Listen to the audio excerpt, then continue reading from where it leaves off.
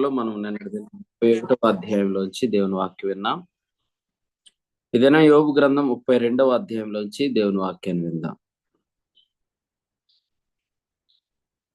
పరిశుద్ధ గ్రంథంలో యోబు గ్రంథం 32వ అధ్యాయంలో ఉదయకాలం ఒక న్యూ ఎంట్రీ మనం చూస్తున్నాం. అతను బరకేల్ కుమారుడగు ఎలీహు. చూడండి 32వ అధ్యాయం 2వ వచనం. అప్పుడు రాము వంశస్థుడును బూజీయుడును బరకేలు కుమారుడును అగు ఎలీహు యోబు దేవుని కంటే తానే నీతిమంతుడైనట్లు చెప్పుకుని చూచి అతని మీద బహుగా కోపగించాను అని మాట చూస్తున్నాం. 3వ వచనంలో యోబు యొక్క ముగ్గురు స్నేహితులు ప్రత్యుత్తరం ఏమియో చెప్పకే యోబు మీద దోషం మోపినందుకు వారి మీద కూడా అతడు బహుగా కోపగించాను అనే మాట చూస్తున్నాం. ప్రభునందు ప్రియులారా, నేరారోపణ అనేది ఎంత ప్రమాదకరమైంది అనేది మనం మొదటి నుంచి కూడా మాట్లాడుకుంటున్నాం. ఎలీహు రాకముందే ఎలీహు మాట్లాడిన మాటలు మనం విన్నాం. ఎలీహు మాట్లాడినట్లుగా మనం మాట్లాడాం.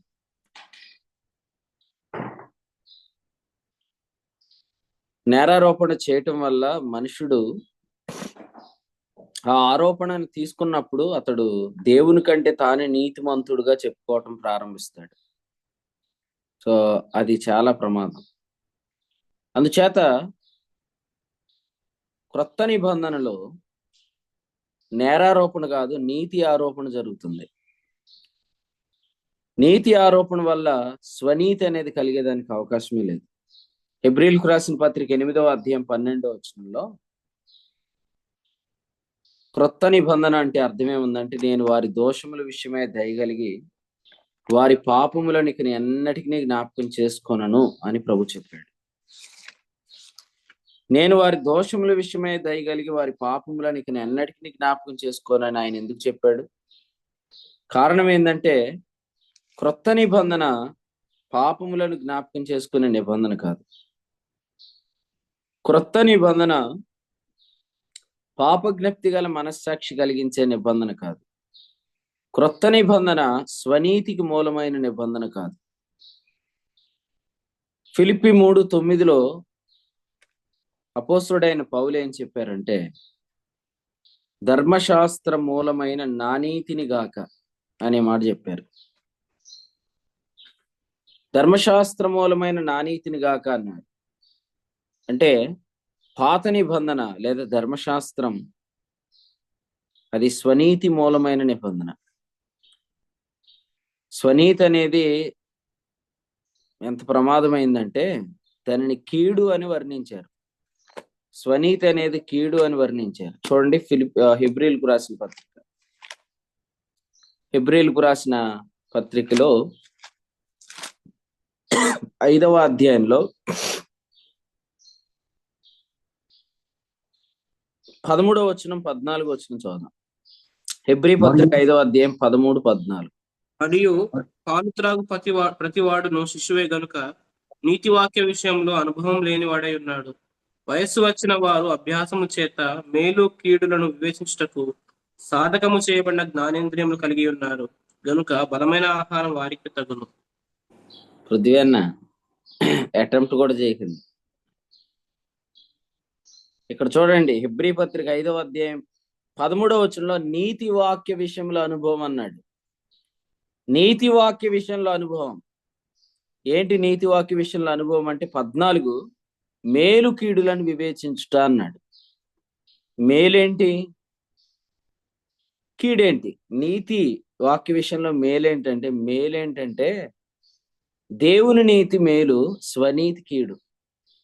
ఎందుకంటే దేవుని నీతి కృపలో నిలబెడుతుంది, రోమా 5:21. స్వనీతి కృపలో నుంచి పడద్రొస్తుంది, గలతీ 5:4. ఈ 2 వచనాలు గుర్తుపెట్టుకోండి. రోమా 5:21 నీతి ఎప్పుడు కృపలో నిలబెడుతుంది, దేవుని నీతి. స్వనీతి ఎప్పుడు కృపలో నుంచి పడగొడుతుంది. సో గాడ్స్ ఫేవర్ నుంచి పడద్రోసే నీతి పేరే స్వనీతి, అది కీడు. అందుకనే you have to understand the difference between two types of righteousness. అది నీతి వాక్య విషయంలో అనుభవం. వాక్య అనుభవం వేరు, నీతి వాక్య అనుభవం వేరు. వాక్య అనుభవం అంటే ఏంటంటే బైబిల్లో ఎన్ని పుస్తకాలు ఉన్నాయి, బైబిల్లో ఎన్ని వచనాలు ఉన్నాయి, బైబిల్లో ఎన్ని అధ్యాయాలు ఉన్నాయి, పాత నిబంధనలు ఎన్ని పుస్తకాలు ఉన్నాయి, క్రొత్త నిబంధనలు ఎన్ని పుస్తకాలు ఉన్నాయి, బైబిల్లో రచయిత పేర్లు ఏంటి. ఇది వాక్యానుభవం. వాక్యానుభవం కాదు కావాల్సిందే, నీతి వాక్యానుభవం కావాలి. నీతి వాక్య అనుభవం మనకు వస్తే మనకేమర్థమైద్దంటే మేలు కీడుల మధ్యలో, లేదా మేలేంటో కీడేంటో అర్థమైంది. సో మేలేంటి కీడేంటి? మేలేంటంటే కృపలో నిలబెట్టేది మేలు, కృపలోంచి పడద్రోసేది కీడు. దేవుని నీతి కృపలో నిలబెడుతుంది, స్వనీతి కృపలోంచి పడద్రోస్తుంది. అందుకనే నెక్స్ట్ చాప్టర్ హెబ్రీ పత్రిక 6వ అధ్యాయం. హెబ్రీ పత్రిక 6వ అధ్యాయం వచనం 7 చూడండి. ఎట్లనగా భూమి తన మీద తరచుగా కురియు వర్షమును త్రాగి అన్నాడు. తరచుగా కురియు వర్షములో భూమి ఉంటే ఫలిస్తుంది. ఆ భూమి ఎవరో కాదు, మనమే. తరచుగా కురియు వర్షం అంటే దేవుని కృప. అయితే కొంతమంది ఏమవుతున్నారంటే 5-6 వచనాలు ఇలా చెప్పాడు. ఏమనంటే తప్పిపోతున్నారు అన్నాడు. తప్పిపోతున్నారంటే అర్థం ఏంటంటే వారు కృపలో నుండి తప్పిపోతున్నారు. కృపలో నుండి తప్పిపోతే ఏమైద్ది? 8వ వచనం, ముండ్ల తుప్పలు గచ్చె తీగలు పెరుగుతాయి. సో అందుకని ఈ కంటెక్స్ట్ ని కంటెక్స్ట్ లాగా చదవాలి. అంతేగాని అన్నం ముట్టి ఇచ్చేటప్పుడు చదువుకుంటే సరిపోదు. ఈ వచనాలు అన్నం ముట్టిచ్చేటప్పుడు యెహెజ్కేలులోనేమో మెచ్యూర్ ఫంక్షన్ కి చదువుకోవడానికి రాయలేదు వచనాలు. ఈ వచనాల్ని కంటెక్స్ట్ లో చదువుకోవాలి. అన్నం ముట్టిచ్చేటప్పుడే చదువుతారు. ఏది? హెబ్రీ పత్రిక 5వ అధ్యాయం 13వ వచనం. అన్నం ముట్టించడానికి ఈ వచనం ఇక్కడ రాయలేదు. మీకు అన్నం ముట్టించేటప్పుడు రైస్ ఫీడింగ్ సెరమనీలో ఏం చదవాలంటే ఆదికాండ 21లో అబ్రహాము కుమారుడైన ఇస్సాకు పెద్దవాడైనప్పుడు పాలు విడిచినప్పుడు అబ్రహాం గొప్ప విందు చేశాడు. ఆ వచనం చదువుకొని ప్రారంభించాలి. ఈ వచనం కూడా చెప్పాలంటే ఫస్ట్ ఈ వచనం ఉన్న కంటెక్స్ట్ ని మనం అర్థం చేసుకున్న తర్వాతే చెప్పాలి. మేలు కీడులు వివేచించడం అంటే మనం ఏమనుకుంటాం? ఏది మంచి ఏది చెడు అనుకుంటాం. కాదు కదా, ఇక్కడ ఏది మంచి ఏది చెడు అనే దాని గురించి రాయలేదు. ఇక్కడ ఎందుకు రాశాడంటే మేలైన నీతేది, కీడైన నీతేది, నీతి వాక్య విషయంలో అనుభవం. అది మేలైన నీతి అంటే రోమా 5:21. అది దేవుని నీతి, అది కృపలోనే ఉంచుతుంది. ఒక వ్యక్తి నేను యేసుక్రీస్తునందుల విశ్వాసాన్ని బట్టే నీతిమంతుడిని అనుకున్నంత వరకు అతడు కృపలో నిల్చుంటాడు. ఎప్పుడైతే నేను నా సొంత నీతి వల్లే నీతిమంతుడిని అనుకున్నాడో కృపలోంచి పడిపోతాడు. కృపలో నుంచి పడద్రోసే నీతి కీడు. ఇప్పుడు మీరు దీన్ని బట్టి ఆలోచన చేయండి. మీలో ఎంతమంది పాలు తాగుతున్నారు? మీలో ఎంతమంది బలమైన ఆహారం తింటున్నారు? పాలు త్రాగే వారికి బలమైన ఆహారం తినేవారికి చాలా తేడా ఉంది. పాలు త్రాగేవారు వారు 11వ వచనం 5వ అధ్యాయం ఈయనను గూర్చి వినలేరు అన్నమాట. ఈయన ఎవరు? యేసు ప్రభు. పాలు త్రాగేవారు యేసు ప్రభు గురించి వినలేరు. ఇలా కాకుండా ఇంకోలాగా ఒక ఆయన నన్ను ప్రతి సంవత్సరం పిలుస్తాడు మీటింగ్స్ కి. 2 స్థలాలకు పిలుస్తాడు. పిలిచినప్పుడల్లా ఆయన బాధ ఏంటంటే ఇలా అంటాడు అనమాట, మీరు ఏదో ఒక స్టోరీ తీసుకొని వాక్యం చెప్పండి అని అడుగుతాడు. ఆయన ఒక్కడే అడుగుతాడు. ఇప్పుడు దాకా నాకు ఇంకా ఆయన ఒక్కడే మిగిలాడు. ఈ సంవత్సరం పిలవకూడదని ప్రార్థన చేస్తున్నాడు. కానీ పిలుస్తాడు, పిలవకుండా ఉండలేడు. పిలుస్తాడు. వద్దులేండి నేను రానంటాను ఎప్పుడు కూడా, ఎందుకంటే నేను చెప్పినా మీరు వినలేరు, నేను రానంటాను. ఆయన అంటాడు, లేదు లేదు లేదు మీరే నా గురువు అంటాడు. మళ్ళీ వచ్చి వాక్యం మాత్రం ఏమంటాడంటే కథలాగా ఒక అబ్రహాం తీసుకొని చెప్పండి, ఇస్సాకుని తీసుకొని చెప్పండి అంటాడు. బాబు నేను క్రీస్తుని గురించి సంఘాన్ని గురించి చెప్తున్నానని అంటే కాదంటాడు. అంటే మీరు చూడండి, యేసు ప్రభుని గురించి వినటానికి చెవులు లేవు చాలా మందికి. అసలు యేసు ప్రభుని గురించే వినాలి. ఎందుకు వినాలంటే అసలు బైబిల్ అంతట్లో కూడా పరిశుద్ధ లేఖనములన్నిటిలో నన్ను గూర్చి వ్రాయబడిందని యేసు ప్రభు చెప్పారు. లూకాసు వార్త 24:44 మోషే ధర్మశాస్త్ర గ్రంథములోను, ప్రవక్తల గ్రంథములోను, కీర్తనల గ్రంథములోను నన్ను గూర్చి వ్రాయబడిందని ప్రభు చెప్పారు. క్రీస్తుని గురించి ఎందుకు వింటున్నాం? అలా కాదు, ఇప్పుడు ఎలా అంటాను, ఒక సిస్టర్ దగ్గరికి వెళ్ళి వేరే వేరే పురుషుల గురించి మాట్లాడుతున్నాం అనుకోండి, అది తప్పు. తన పురుషుడు గురించి ఆమెతో మాట్లాడాలి. మనమందరం యేసు ప్రభు యొక్క స్త్రీ కాబట్టి మనతో యేసు ప్రభు గురించే మాట్లాడాలి. ఎందుకంటే స్త్రీ యేసు ప్రభు గురించి ఏమనింది? ఆయన 10,000 మందిలో గుర్తింపదగిన వాడు అనింది. మరి ఆ 10,000 గురించి ఎందుకు చెప్పటం? ఆయన గురించే మాట్లాడండి. కాబట్టి యేసుక్రీస్తు గురించే మాట్లాడాలి. అసలు ఇంకో విషయం చెప్తాను. మనము మన పురుషుడు గురించి కాకుండా ఎవరి గురించి విన్నా చాలా ఆనందంగా ఉంటున్నామంటే మిస్టేక్ లో ఉన్నామని అర్థం. ఇప్పుడు ఒక సిస్టర్ దగ్గరికి వెళ్ళి ఎవరి సౌందర్యం గురించి మాట్లాడాలా? ఆమె కూడా ఎవరి సౌందర్యం గురించి వినటానికి సిద్ధపడాలా? చాలా ప్రాముఖ్యమైనది. ఎందుకంటే ఎప్పుడైతే మనం యేసు ప్రభువుని గురించి కాకుండా మిగిలిన క్యారెక్టర్స్ గురించి మాట్లాడుతున్నామో అప్పుడు మనం యేసుక్రీస్తుని కూడా ఆ క్యారెక్టర్స్ లో సమానంగా చేస్తున్నాం. మీరు లూకాసు వార్త 9వ అధ్యాయంలో ఎంతమంది ఉన్నారు కొండ మీద? లూకాసు వార్త 9వ అధ్యాయంలో రూపాంతర కొండ మీద ఎంతమంది ఉన్నారు? ముగ్గురండి. సరిగ్గా లెక్కేసి చెప్పండి. పలహారం పొట్లాలు పంచాలి, మళ్ళీ ఒకరు తక్కువ అయితే ఫీల్ అవుతారు. కరెక్ట్ లెక్క పెట్టి చెప్పండి. ఏలియా మోషే ప్రభుతోడైతే 6. అనా ఏలియా మోషే ప్రభుతోడైతే 6. యేసుక్రీస్తు ప్రభుతో పాటు ముగ్గురు శిష్యులు వెళ్ళారు. మోషే ఏలియాలు మహిమలతో ఆయనతో అగ్గుపడ్డారు మహిమలో. సో మొత్తం మనం గమనించినట్లయితే యేసు ప్రభు శిష్యులు ముగ్గురు అక్కడ ఉన్నారు. ఇప్పుడు పేతురు ఏమన్నాడు? మోషేకు ఒకటి, ఏలియాకు ఒకటి, 3 పర్ణశాలలు కడతామన్నాడు. అంటే ఇప్పుడు మోషే ఏలియాలు ఎందుకు వచ్చారు? క్రీస్తు గురించి మాట్లాడడానికి వచ్చారు. అసలు ఆ సందర్భం అర్థం కానివాడు ఏం చేస్తున్నాడు? ముగ్గురికి 3 పర్ణశాలలు కడతానన్నాడు. ఇది ఎలా ఉందంటే మీ ముగ్గురికి నేను ఇది చేద్దామని నేను మొక్కుకున్నాను అన్నట్టు ఉంది. అసలు వాళ్ళిద్దరు ఎందుకు వచ్చారు ఈయనకి అర్థం అవ్వలేదు. మోషే అంటే 5 books of Moses అని, ఏలియా అంటే ప్రవక్తల గ్రంథాలని. కాబట్టి మోషే గ్రంథంలో, ప్రవక్తల గ్రంథాల్లో క్రీస్తు గురించి చెప్పబడిందని ఉంటే మనోళ్ళు ఏమనుకున్నారంటే అందరికి దండేసేద్దాం, ఎవరు ఫీల్ అవ్వకుండా ఉంటారనుకున్నారు. అది నీకు అర్థమైందా? మళ్ళీ చెప్పమంటారా? మోషే అంటే మోషే ధర్మశాస్త్రం, ఏలియా అంటే ప్రవక్త కదా, ప్రవక్తల గ్రంథాలు. ఇప్పుడు వీళ్ళిద్దరు ఎందుకు వచ్చారు? అసలు వీళ్ళిద్దరు పేతురుతో మాట్లాడుతున్నారా? మీరు చదవండి, అక్కడికి వెళ్ళి చదవండి. లూకా 9 చదవచ్చు, మార్కు 9 చదవచ్చు. వీళ్ళిద్దరు కూడా అసలు పేతురుతో మాట్లాడట్లా, యాకోబుతో మాట్లాడట్లా, యోహాన్తో వాళ్ళు యేసు ప్రభుతో మాట్లాడుతున్నారు. పరలోకం నుండి శబ్దం ఏమొచ్చింది? పరలోకం నుండి శబ్దం ఏమొచ్చింది? ఈయన నా ప్రియకుమారుడు, ఈ మాట ఆలకించుడు. ఈయన మాట వినండి అని వచ్చింది. మోషే మీతో మాట్లాడతాడని లేదు, ఏలియా మీతో మాట్లాడతాడని లేదు. వాళ్ళిద్దరు ఎందుకు వచ్చారు? వాళ్ళిద్దరు క్రీస్తు గురించి మాట్లాడడానికి వచ్చారు. కాబట్టి ఓల్డ్ టెస్టిమెంట్ ఎందుకు రాయబడింది? క్రీస్తు గురించి రాయబడింది. ఎందుకులే ఎలాగొచ్చారు ఫీల్ అవుతారు. ఒకసారి చూసారు, భోజనాలు ఎవరికి చెప్తారు? సేవకులకు ఒకరికే చెప్తారు.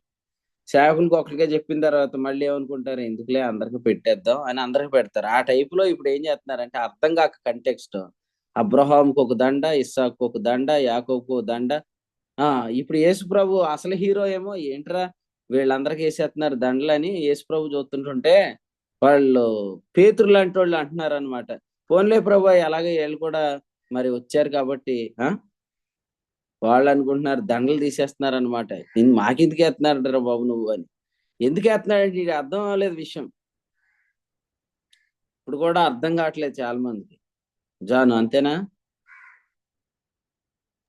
అవును, ఎన్ని పర్ణశాలలు? 3 పెడదామన్నారని. అక్కడ 3, అసలు ఇక్కడ చాలా పర్ణశాలలు వచ్చేస్తాయి. అబ్రహాంకో పర్ణశాల, ఇస్సాకో పర్ణశాల, యాకో పర్ణశాల. అసలు మనకు ఉన్న క్యారెక్టర్లు సరిపోలేదంటే కొంతమంది కొత్త క్యారెక్టర్లు తెచ్చి, అసలు ఈ క్యారెక్టర్ గురించి ఎప్పుడైనా మీరు విన్నారా అన్నాడు ఒక ఆయన వచ్చి. ఉన్న క్యారెక్టర్లు ఎక్కువైనాయి, మళ్ళీ ఇంకో కొత్త క్యారెక్టర్ తెచ్చాడు అనమాట. అర్థమైందా? మీరు అర్థం చేసుకోండి. రూతు గ్రంథం ఎవరైనా ఎందుకు చదువుతారు? యేసుప్రభు గురించి చదవాలి. కానీ సిస్టర్స్ మీటింగ్ లో చూడండి, సిస్టర్స్ అందరు రూత్ అక్క గురించి చదువుకుంటారు. రూతును గూర్చి కాదండి రూతు గ్రంథం రాసింది, క్రీస్తుని గూర్చి రాశాడు. నువ్వు రూతు వలె ఉన్నావా అంటాను కాదు, క్రీస్తు ప్రభువుని గురించి వ్రాయబడింది మాటలు. లేఖనములన్నిటిలో నేనున్నాను అన్నాడు. నన్ను కనుగొనండి అన్నాడు. క్రీస్తును కనుగొనేవాడు జ్ఞాని. సామెతల గ్రంథం 8వ అధ్యాయంలో ఏం చెప్పాడంటే, నన్ను జాగ్రత్తగా వెతికితే నేను కనబడతాను అన్నాడు.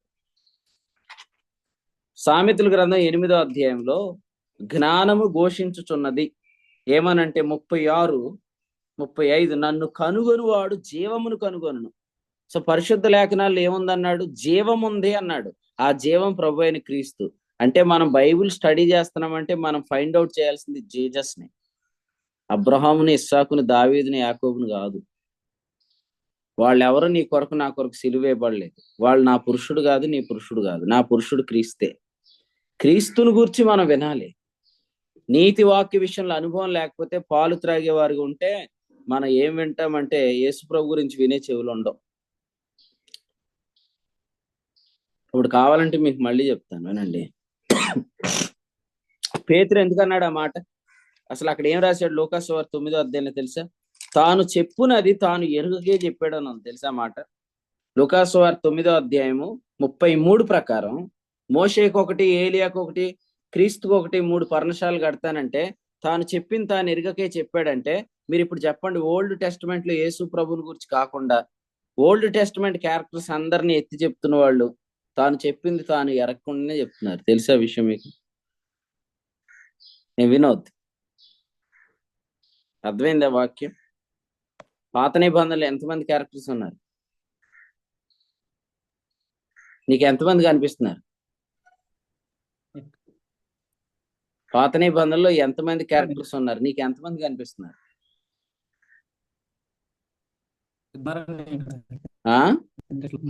మోషే, ఏలియాని. వినోద్కి మోషే, ఏలియా కనిపిస్తున్నారు. ర్యాన్సమ్ నీకు ఎంతమంది కనిపిస్తున్నారు? చాలా మంది ఉన్నారు. చాలా మంది ఉన్నారు. నీకు ఎంతమంది కనిపిస్తున్నారు? మోషే, ఏలియా, యెషయా, చాలా మంది. Very good. ఆనంద్ బాబు గారు ఎంతమంది ఉన్నారు? చాలా మంది ఉన్నారు. మీకు ఎంతమంది కనిపిస్తున్నారు?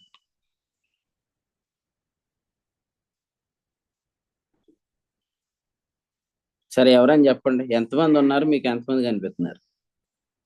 చాలా మంది ఉన్నారన్నా, కానీ ఒక్కలే కనిపించాలి. Very good. అది చాలా మంది ఉన్నారు, నాకు ఒక్కడే కనిపిస్తుంది, మాత్రమే కనిపించాలి. అది ఆన్సర్. అది క్వశ్చన్ అన్నారా? ఆన్సర్ మాత్రం అదే, గుర్తుపెట్టుకోండి. చాలా మంది ఉన్నారు, నీకు ఎంతమంది కనిపిస్తున్నారంటే ఒక్కడే కనిపిస్తున్నాడు అనాల. నాకు అందరూ కనిపిస్తున్నారండి అన్నారనుకోండి, దాని అర్థం ఏంటంటే మీకు పాలు కల్పించేసేయాలి. మళ్ళీ పాలు బాటలో మీరు నీతి వాక్య విషయంలో అనుభవ జ్ఞానం కలిగిన వారు కాదు అని అర్థం. ఎందుకంటే నీతి వాక్య విషయంలో అనుభవం లేని వారు చాలా మంది నేర్చుకుంటారు. అదంతా అవసరం లేదు. అదంతా ఏరుకొస్తే ఏం చెప్పాలి తెలుసా? దైవజనుడు ఆ కుండలో విషం ఉన్నది, గుణమెరగిన వాడు తీగలన్నీ తెచ్చి అందులో వేసేసాడు. అవసరమైనది ఒక్కటే. ఫుట్ నోట్ ఏముంది తెలుసా అక్కడ? అవసరమైనది ఒక్కడే అని ఉంది. అవసరమైనది ఒక్కటే అంటే ఒక్కడే. ఒక్కటే అనే దగ్గర ఒక్కడే అనే మాట ఎక్కడ ఉంటదంటే హెబ్రీయులకు రాసిన పత్రిక 2వ అధ్యాయంలో మీరు చదివితే అక్కడ ఉంటది. 11వ వచనంలో ఒక్కటే అనే దగ్గర ఒక్కడే అని ఉంటది. కాబట్టి మనకు అవసరమైన ఈ తీగలన్నీ కాదు. ఈ తీగలన్నీ ఎందుకు ఇచ్చాడు? ఆ తీగను హైలైట్ చేయడానికి వచ్చారు వాళ్ళందరూ. మళ్ళీ చెప్తాను మీకు అర్థం అవటానికి. పెళ్లిలో పెళ్లి కొడుక్కి డ్రెస్ కొట్టించామండి. ఫీల్ అవుతారని అందరు కుట్టిస్తారా అదే డ్రెస్? ఏంటి? పెళ్లి కొడుకు డ్రెస్ కుట్టించారండి, ఎంత అయింది కదా? గోల్డ్ అంత అవుతుంది. గోల్డ్ అంత అవుతుంది. అసలు నేను ఈ పెళ్లి కూతురు ఫ్రాక్స్ ఉంటాయి కదా, వాళ్ళు ఫ్రాక్లు వేసుకుంటారు, అది ఎంత అవుతుందని నేను చూడడానికి ఒకసారి ఒక స్పెషల్ దగ్గరికి వెళ్ళాను అనమాట. అక్కడ అయ్యే ఉన్నాయి. వెళ్తే ఒక్కొక్కటి 32,000, 35,000, 40,000, ₹1,00,000 కూడా ఉంది. ఎన్నిసార్లు వేసుకుంటారు అక్కళ్ళు? ఒకసారే, తర్వాత వేసుకోవటానికి ఉండదు. ఎందుకు ఉండదు అంటే, అసలు బ్రదర్స్ గురించి మనకు తెలుసు కదా, పెళ్ళి అయినప్పుడు బాగుంటారు, పెళ్ళి అయిన తర్వాత ఇక వాటిని ధరించడానికి సరిపోరు అనమాట. ఇట్టి ప్రధాన యాజకుడు సరిపోడు ఇక, ఎందుకంటే అది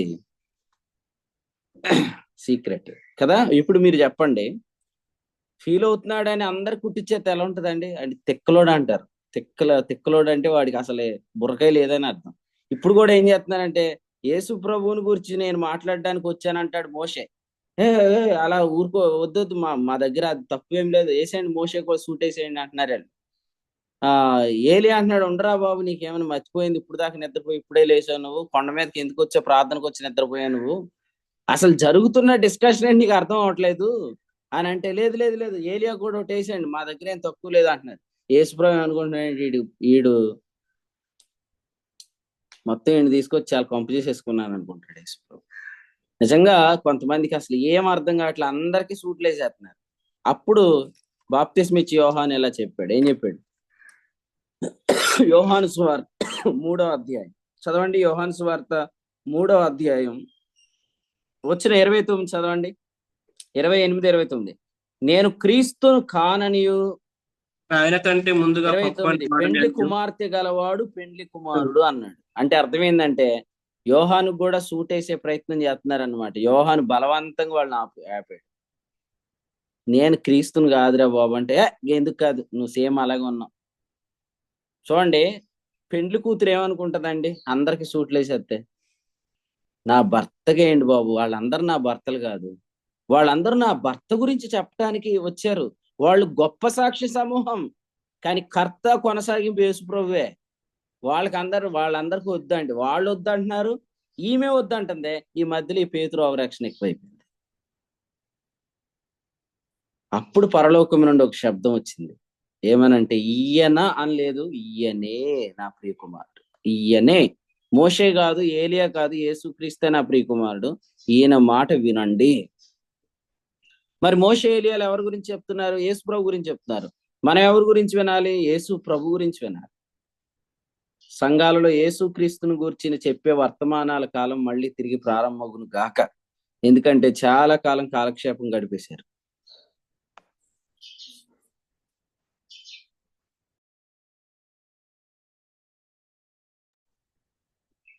రాత్రి వర్తమానం మీరు విన్నారా? కాకినాడలో వర్తమానం ఏంటంటే, చాలా దూరం వాళ్ళు వెళ్ళిపోయిన తర్వాత తెలిసింది ఏమనంటే, మేము వెళ్ళిన దారి సరైన దారి కాదు, లేదా మాతో ప్రభు లేడు అని. ఆ ప్రయాణం అంతా, సమయం అంతా వ్యర్థమైపోయింది. ఈ దినములు చెడ్డవి. చెడ్డవంటే అర్థం ఏంటి? యేసు ప్రభుని మనం చాలా త్వరగా కలుసుకోబోతున్నాం.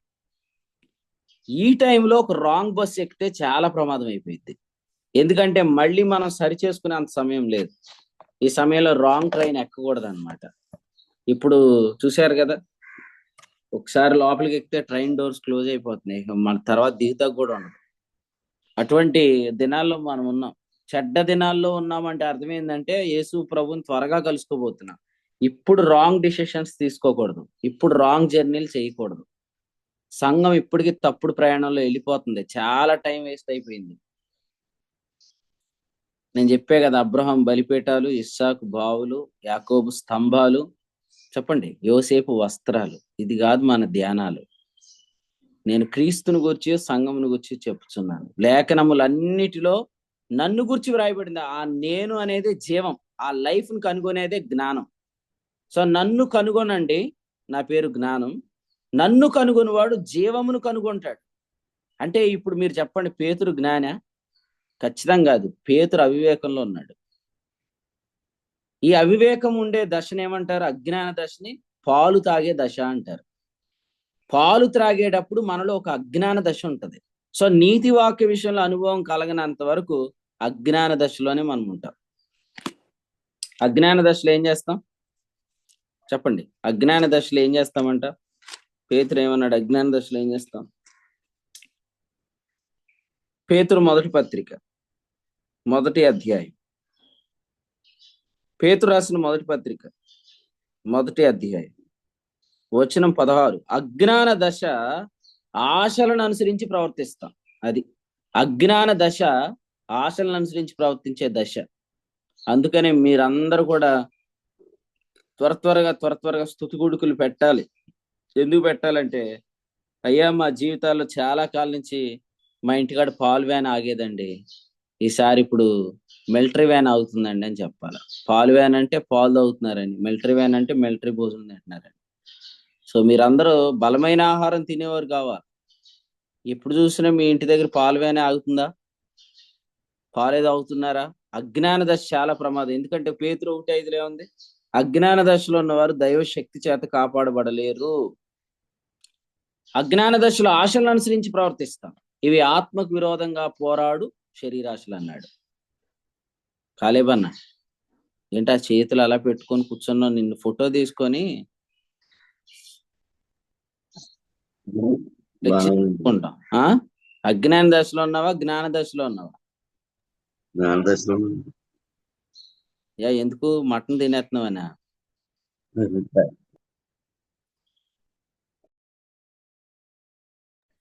చెప్పన్నా, అజ్ఞాన దశ అంటే ఏంటి? నీతి వాక్య విషయంలో అనుభవం లేని వారు ఏం వినలేరంట? యేసు ప్రభుని గురించి వినలేరు. గ్రంథకర్త ఏమంటున్నాడు? ఈయనను గురించి చెప్పాల్సిన సంగతులు చాలా ఉన్నాయి అంటున్నారు. ఇంకా ప్రజలు ఏమంటానికి ఇష్టపడుతున్నారు? కథలు వినటానికి ఇష్టపడుతున్నారు. కథలు కాదు వినాల్సింది, మనం క్రీస్తుని గురించి వినాలి. ఆ పరిపక్వతలోనికి రాకపోతే, అజ్ఞాన దశలో ఉంటే చాలా ప్రమాదం.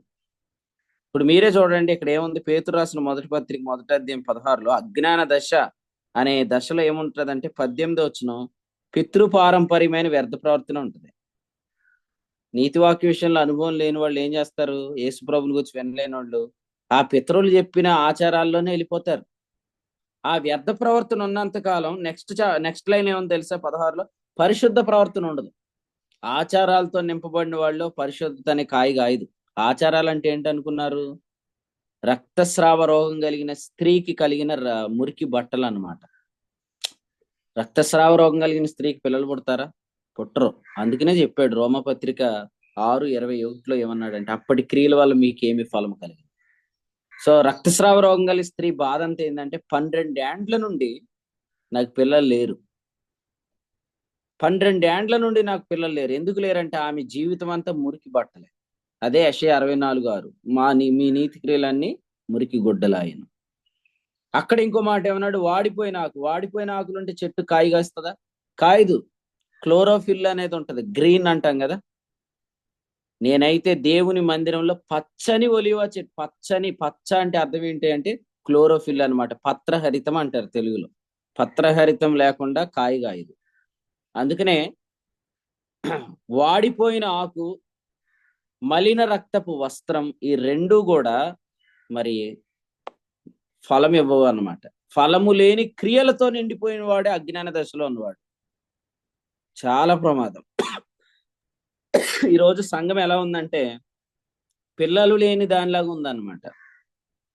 ఎంతకాలం చూసినా సంఘములో ఎటువంటి పిల్లలను కనే కృప సంఘానికి లేదు. హన్నా ఏమైపోయింది? హన్నా అంటే ఎవరు? గ్రేసే కదా. హన్నా ఏమైంది? హన్నా సంతు లేకుండా చేయబడింది. కారణం ఏంటంటే ఇతనికి పెనిన్నా మీద ఆశ ఉందన్నమాట. పెనిన్నా మీద ఆశ ఉన్నంతకాలం హన్నాకు పిల్లలు పుట్టరు. పెనిన్నా అంటే స్వనీతి, హన్నా అంటే దేవుని నీతి. ఈ రెండిటికి వ్యత్యాసం అర్థం కావాలి. వేరు స్త్రీలు వేరు, నీ స్త్రీ వేరు. వేరు పురుషులు వేరు, నీ పురుషుడు వేరు. సత్యవాక్యం సరిగా విభజించినంత వరకు నీకు ఎటువంటి ఫలం కలగదు. హాగరు మీద మనసున్నంత కాలం శారాకు గర్భఫలం కలగదు. కాబట్టి ప్రాక్టికల్ గా హాగర్ని స్త్రీ కాదని అర్థమయ్యేంత వరకు దేవుడు సంతు లేకుండా చేశాడు. అందుచేత ఈ ఉదయకాలం స్వనీతి ఎంత ప్రమాదమైందో అనేది మీరు అందరూ అర్థం చేసుకోవాలని ప్రేమతో తెలియజేస్తున్నాను. స్వనీతిలోకి వెళ్ళిపోతాం మనం అందరం. ఎప్పుడు వెళ్ళిపోతామంటే, మనం నేరారోపణలోకి వెళ్ళిపోతాం. మనం కరెక్ట్ కాదు, మనం కరెక్ట్ కాదని ఎలా అనుకుంటామంటే మనకు జరిగిన గతం, మనల్ని ఆవరించుకున్న భయం, మన చుట్టూ ఉన్న ప్రజలను మనం చూసినప్పుడు మనకు మనమే తీర్పు తీర్చుకునే పరిస్థితిలోకి వెళ్ళిపోతాం. అందుకనే మనం ఖచ్చితంగా రెగ్యులర్ గా ఫెలోషిప్ అటెండ్ అవ్వాలి. నేను ఒకరోజు జూమ్ మీటింగ్ మానేసినా పర్లేదు అనుకోవద్దు. మిమ్మల్ని ప్రతిరోజు వాక్యం నీటి చేత కడగటానికి మేము సిద్ధంగా ఉన్నాం. తిమోతి 1 అది. ఎందుకంటే మీరు ఎప్పుడైతే ఈ పవిత్రమైన మనస్సాక్షిని పొందుకోలేకపోతారో అప్పుడు మీకు తెలియకుండా నీ సెల్ఫ్ రైచియస్నెస్ అనేది మీలోనికి వచ్చేస్తుంది. అది మిమ్మల్ని గాడ్స్ ఫేవర్ లో నుంచి పడద్రోస్తుంది. యేసుప్రభు ఏమన్నారు యోహాను సువార్త 15వ అధ్యాయంలో? నాకు వేరుగా ఉండి మీరు ఏమీ చేయలేరు అన్నాడు. అదే మాట గలతీ 5:4లో మీరు క్రీస్తులో నుండి బొత్తిగా వేరు చేయబడ్డారన్నాడు. అంటే స్వనీతిలోనికి వెళ్తే ద్రాక్షవల్లిలోంచి వేరైపోతాం.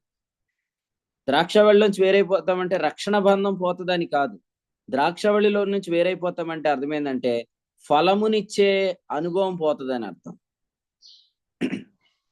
కానీ మొదటి కీర్తనలో ఏముంది? వాక్యాన్ని ధ్యానం చేసుకోవటం ద్వారా మనం ఏమవుతాం? అతడు చెయ్యనదంతే సఫలమవుతుంది. వాక్య ధ్యానం మీరు ఎప్పుడు చేస్తారు? ఈ ఉదయకాలం మీ దగ్గరికి చక్కగా మంచి బలమైన ఆహారం పెట్టాం. దీన్ని మీరు తర్వాత ఈ దినమంతా మెడిటేట్ చేయొచ్చు అన్నమాట. మొన్న సహోదరులతో మాట్లాడుతున్నప్పుడు అన్నారు, అన్న నేను ఇప్పుడు అదే మెడిటేట్ చేస్తున్నాను. ఏదైనా తింటే కదా నెమరేయటానికి కదా. నేను యెషయా గ్రంథం చదువుతుంటే అందులో ఇలా ఉందన్నమాట. యెషయా గ్రంథంలో ఏం చెప్తున్నాడంటే ఒకసారి చూడండి. యెషయా గ్రంథంలో ఒక వాక్యం చదువుతాను. అంటే మన జీవితంలో ఇంపార్టెన్స్ ఆఫ్ మెడిటేషన్, వాక్యాన్ని ధ్యానం చేయటం అనేది ఎందుకు ప్రాముఖ్యమైంది అనేది ఒక్క మాట మీ దృష్టికి తీసుకొని వస్తాను. యెషయా గ్రంథం 60వ అధ్యాయం చూడండి. యెషయా గ్రంథం 60వ అధ్యాయం ఒకసారి మొదటి వచనం చదవండి. మొదటి వచనం. నీకు వెలుగు వచ్చి ఉన్నది, లెమ్ము, తేజరిల్లుము, యెహోవా మహిమ నీ మీద ఉదయించెను. చూడుము, భూమి నీ చీకటి కమ్ముచున్నది, కటిక చీకటి జనములను కమ్ముచున్నది. యెహోవా నీ మీద ఉదయించుచున్నాడు, ఆయన మహిమ నీ మీద కనబడుచున్నది. జనములు నీ వెలుగునకు వచ్చెదరు, రాజులు నీ ఉదయకాంతికి వచ్చెదరు. Right, thank you. ఇప్పుడు ఈ మాటే నేను ఉదయకాలం మళ్ళీ చదువుకుంటున్నాను అనమాట. అంటే ఈ వాక్యం ఎందుకు చదువుతున్నానంటే ఇది నేను పరిచర్లోనికి రావడానికి మూలాధారమైన వాక్యం అన్నమాట. సో ఈ వాక్యాన్ని మళ్ళీ చదువుతున్నప్పుడు ఈ వచనాలన్నిటిలో కూడా అసలు ప్రభువు చేస్తానన్న ప్రతి వాక్యం ఆయన చేస్తున్నట్లుగా నేను గమనించాను. సో దేవుని వాక్యాన్ని మనం మళ్ళీ చదువుతున్నప్పుడు, వాక్యాన్ని మళ్ళీ మనం వింటున్నప్పుడు మన జీవితాల్లో ఆయన చేసిన వాగ్దానాలు మళ్ళీ మనం జ్ఞాపకం చేసుకుంటాం అన్నమాట. కానీ మనము సరిగ్గా వాక్యం వినకపోతే వాక్యాన్ని మనం మెడిటేట్ చేయలేం. అందుకనే నిర్గమాకాండం 19వ అధ్యాయం 5లో ఏమన్నాడంటే నా మాట నీవు శ్రద్ధగా వినాలి అని చెప్పాడు. సో ఈ దినమంతా మీరు వాక్యాన్ని ధ్యానం చేయాలి. ధర్మశాస్త్రాన్ని ఎప్పుడు ధ్యానం చేయమన్నాడు? దివారాత్రం ధ్యానం చేయాలంటే మీరు చేస్తున్నారు లేదా? దివారాత్రం మనం ఎక్కడున్నా ఏం కలుగుతుంది? ఇప్పుడు ఆయన వాక్య ధ్యానం కలుగుతుంది. ఖాళీగా మనకు నోరు తెరిస్తే గుర్తొచ్చేదేంటి? రోమపత్రిక 6:2 నేను పాపం విషయంలో చనిపోయాను. రోమపత్రిక 7:6 నేను ధర్మశాస్త్రం నుంచి విడుదల పొందాను. పాపము నాకు బలమైన ధర్మశాస్త్రం క్రీస్తు శరీరం అంతా కొట్టివేయబడింది. శరీరేచ్చల పాపేచ్చల విషయంలో నేను సిలువేయబడి ఉన్నాను. అట్లాగూ అస్తమాట ఆ వాక్యము అనేది ధ్యానం అనేది కలుగుతూ ఉంటది అన్నమాట. తద్వారా మనం గాడ్స్ ఫేవర్ లోంచి పడిపోము. ఎస్తేరు లాంటి అందగత్తెలు చాలా మంది ఆ రోజు ఉన్నారు. కానీ ఆమెను ప్రత్యేకించింది ఏది? ఆయన కటాక్షమే, ఆయన కృపే. ఈరోజు కూడా ఇంత కాంపిటీషన్ లో మనం ప్రత్యేకంగా ఎలా ఉంటామండి? Only because of God's favour, దేవుని కృపే. ఈరోజు ఎలా ఉందంటే కాంపిటీషను, మనం ఏమనుకుంటామంటే ఈ ప్రపంచంలో అసలు ప్రపంచంలో నేను ప్రత్యేకంగా ఉండాలంటే ఏం చేయాలనుకుంటావు? నువ్వు ప్రత్యేకంగా ఉండాలని నువ్వు ఏం చేసినా అది చాలా మందిలో ఉంది ఆల్రెడీ కదా. కానీ మరి ఏది డిఫర్ కలిగజేసేది ఏది? What does makes difference? ఖచ్చితంగా అది కృపే, కటాక్షమే. మరి ఆ రోజు చాలా మంది బోయాజ్ పొలానికి వచ్చారు, కానీ బోయాజ్ చేత అంగీకరించబడిన స్త్రీ ఎవరు? ఆమె ప్రభు కటాక్షం పొందింది. దేవుని కృప మీకు తోడై ఉంటే మీరు ఖచ్చితంగా సెలెక్ట్ చేయబడతారు. డిసప్పాయింట్ అవ్వకండి. కొత్తగా ఉండాలని వింతగా ఏం తయారవ్వకండి, ఏం అవసరం లేదు. దేవుని కృప మీకు తోడై ఉంటే మీరు చాలా ప్రత్యేకంగా కనపడతారు. దావీదు వచ్చి సౌలు ముందు నిలబడితే ఏముంది అక్కడ? సౌలుకు దావీదు యందు ఇష్టం పుట్టెను అని ఉంది. దావీదు అలా మాట్లాడుతున్నాడో లేదు, యోనాతాను దావీదు ప్రేమలో పడిపోయాడు. దావీదు హృదయం యోనాతాను హృదయం ఒక్క హృదయంతో ఇంకో హృదయం పెనవేసుకుంది అనమాట. నీకు అర్థమైందా? మిమ్మల్ని ప్రత్యేకంగా చూసేది, మిమ్మల్ని ప్రత్యేకంగా చేసేది మీతో ఉండే దేవుని కృపే. కానీ అది మీతో ఎలా ఉంటదంటే, మీరు ఈ స్వనీతి కలిగిన వాళ్ళు అయితే మీరు కృపను పొందలేరు, కృపలో నుంచి వేరైపోతారు. మీ చుట్టూ ఎప్పుడు గాడ్స్ ఫేవర్ ఉండాలన్నమాట. ఏంటండి ఈయన చేసేదంతా సఫలమవుతుంది, ఈయన చుట్టూ ఏదో వాతావరణం ఉందండి. యోసేపు పనివాడే, కానీ యజమానుడికి ఎటువంటి మనసు వచ్చేసిందంటే, అరే యోసేపు కూడా నేను పనిచేసి పెట్టాలనుకున్నా. అసలు అంత పెద్ద ఆఫీసర్ వచ్చి పనిచేస్తాడా? ఇప్పుడు కంపెనీల్లో ఓనర్ వచ్చి అక్కడున్న ఈ పనివాడి దగ్గర కూర్చొని అతనితో పాటు పని చేస్తున్నాడంటే అది ఎంత ఆశ్చర్యం. యోసేపు ఇదిగో ఎన్ని ఉన్నాయి లెక్క పెట్టు అన్నాడు అనమాట. యోసేపు లెక్క పెడుతుంటుంటే యోసేపుకు ఉన్న కటాక్షం చూసి, యోసేపుతో ఉన్న కృపను చూసి, యోసేపు కలుగుతున్న ఫేవర్ చూసి ఆయన కూడా కూర్చొని యోసేపుతో పనిచేసాడు. సో అటువంటి కృప మీకు తోడుగా ఉండాలంటే మీలో ఎప్పటికీ స్వనీతి అనే గర్వం రాకూడదు. నేను విశ్వాసాన్ని బట్టే నీతిమంతుణ్ణి అని అనుకోవాలన్నమాట. అట్లా అనుకోవాలంటే నీతి వాక్య విషయంలో అనుభవం ఉండాలి. దయచేసి ఉదయకాలం వాక్యం వింటున్న వారు గుర్తుపెట్టుకోండి. నేను ప్రేమతో ఏం చెప్తున్నానంటే, అన్న ఈ వాక్యం చాలా బాగుంది అన్నాడు ఒక ఆయన. అవునా, ప్రభు స్తోత్రం అన్నా. నేను మీ వాక్యం జేమ్స్ గారి వాక్యం తప్ప ఏది విన్నా అన్నాడు. అప్పుడు భయం వేసింది అనమాట, నీకు అసలు ఏం అర్థం అవ్వదు అంటే. అర్థమైందంటే మేమిద్దరం కుర్రోళ్ళమేనంట, యవనస్తులు వాడబడుతున్నారని చాలా సంతోషించాడంట. జేమ్స్ గారి వాక్యం వేరు, నా వాక్యం వేరు అని అర్థం అవ్వలేదుగా. కాబట్టి మీరు గుర్తుపెట్టుకోండి, వేరొక పొలంలో ఏరుకొనుటకు పోవద్దు. ఏమన్నా పృథ్వీ అన్న? తప్పనిసరిగా కాదు. ఆ మహాప్రభు ఎవరో మీకే తెలుసు కదా.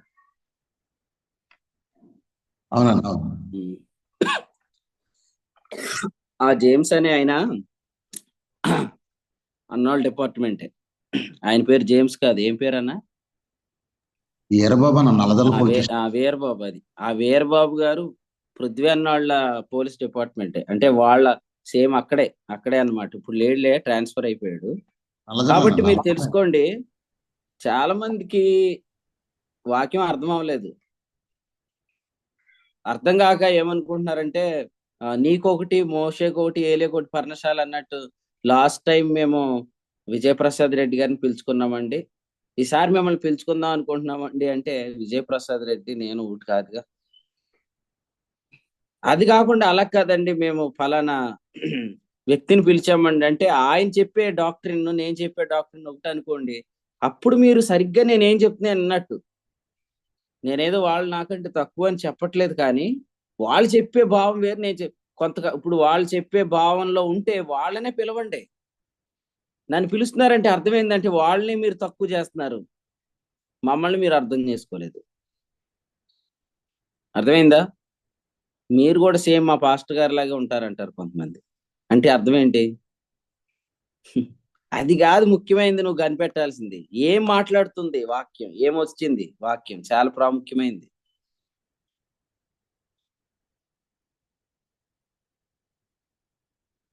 మొన్న ఒక ఆయన రాజేష్ అన్నకు ఫోన్ చేశాడు అనమాట. నా పక్కన ఉన్నాడు రాజేష్ అన్న. ఏంటంటే అన్న మీరు తప్పకుండా ఉండాలన్న అంటున్నాడు మీటింగ్లో. ఏ మీటింగ్? వాడు పొట్టు జోసెఫ్ అని ఒకడు ఉంటాడు కదా, ఆడు వాక్యం చెప్తాడంట, రాజేష్ గారు ఉండాలంట మీటింగ్ లో. ఆడి వాక్యం చెప్పడాడు, బూతులు మాట్లాడతాడు.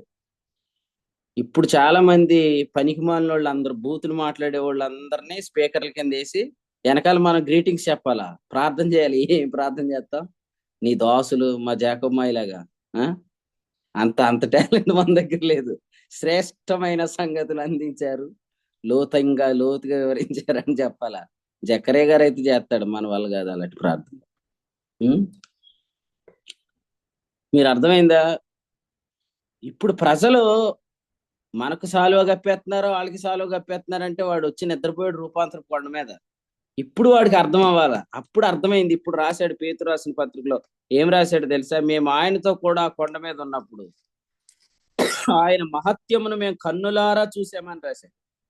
పేతురు రాసిన 2వ పత్రిక 1వ అధ్యాయం 17లో ఎప్పుడు చూశానన్నాడు ఆ మహత్యాన్ని?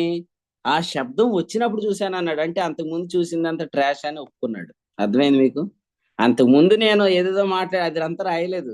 ఎందుకంటే ఆ వెర్రితనం రాసుకోవడానికి ఆయన ఇష్టపడలా. అది వెర్రితనం, అజ్ఞాన దశ. అది పాలు త్రాగినప్పుడు మాటలవి. నేను దేవుని కంటే నీతిమంతుడు అనుకున్నప్పుడు మాటలవి. అవన్నీ చెప్పుకోలేదు. ఎందుకంటే పేతురు ఆత్మ వచ్చిన తర్వాత మారిపోయాడు. మీ అందరిలో కూడా పరిశుద్ధాత్ముడు ఉన్నాడు కదా. పరిశుద్ధాత్ముడు ఉన్న వాళ్ళు ఎవరు వాస్తవంగా బాలురు కాదు. మీలో పరిశుద్ధాత్ముడు నిజంగా పనిచేస్తే మీరు చాలా మెచ్యూర్డ్ గా ఉంటారన్నమాట.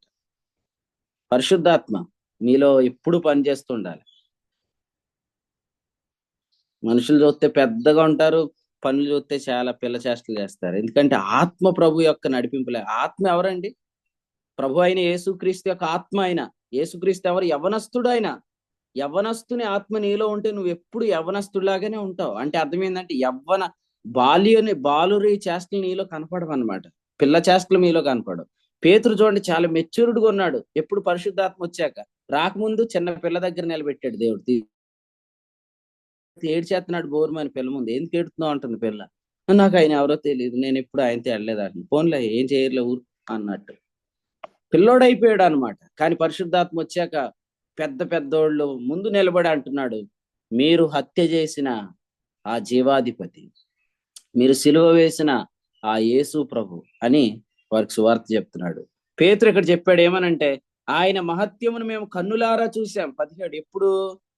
ఈయన నా ప్రియకుమారుడు, ఈయన యందు నేను ఆనందిస్తున్నాను అని శబ్దం మహాదివ్య మహిమ నుండి ఆయన ఎదుకు వచ్చినప్పుడు. అంతకు ముందు ఉన్నది అంతేంటి? ప్రవక్త యొక్క వెర్రితనం ఉందా లేదా? ఈ వచనంలో రాశాడు. పేతురు 2వ పత్రిక 2వ అధ్యాయము 16వ వచనంలో ప్రవక్త యొక్క వెర్రితనం కదండి. వాక్యం అర్థం కాకముందు ఉన్నది అంతేంటి? ప్రవక్త యొక్క వెర్రితనం. ప్రవక్త యొక్క వెర్రితనాన్ని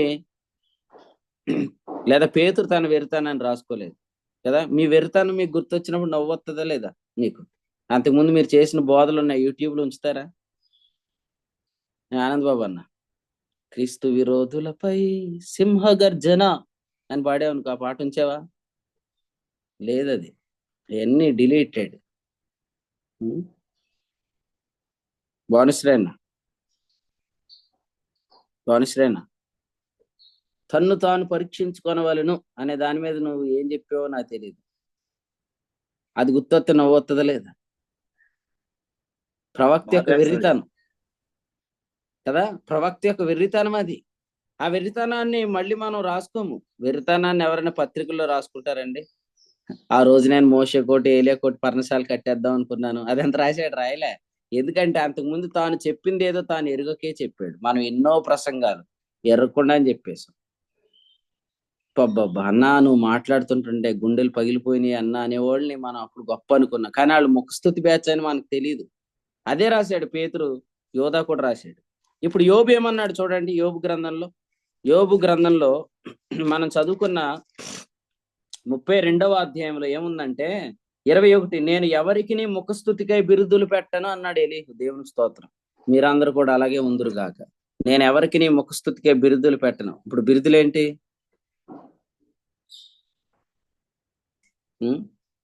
నువ్వు భాగ్య అంటే ఉందా లేదా? హాస్పిటల్ ఉందా? అసలు ఆవిడ వీడియో ఆన్ చేసుకోని అని చెప్పగానే మీరు కరిసేశారు కదన్నా, దేవునికి స్తోత్రం. ఇప్పుడు